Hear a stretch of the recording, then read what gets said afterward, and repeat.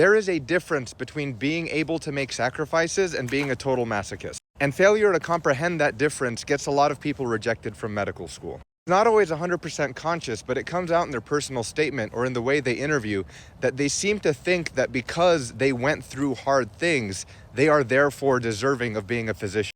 It just isn't true. A more helpful way of thinking about it is you want to be able to strategically make sacrifices. Things like deprioritizing one opportunity so that you can pursue another one that's more aligned with your goal.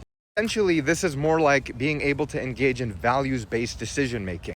There's a second piece to it that sometimes things are hard and you do have to overcome difficult challenges. But you didn't go into those because you were thirsty to be super challenged. It's because life is hard, stuff happens, and you endure, you adapt. Evidence of being able to adapt to challenge is definitely sought after. There are plenty of people who just don't sleep well, who don't exercise, who don't do anything to nourish themselves, who take on more and more and more experiences. They get more and more and more hours, and they think that that'll look impressive, but they just look super nervous and as if they don't believe in themselves and are trying to convince me and convince themselves that they're worthy of the dreams that they have. Stop doing that. You're good enough, and if you work hard, you can absolutely do it. You don't have to burn yourself into the ground to prove to anybody that you can do it. Now, to evidence that you're understanding the role of suffering correctly, the role of challenges, on your application, speak less about how hard it was and how despairing it was and kind of this way of writing that makes it seem like you want me to conclude that you really deserve to be a doctor.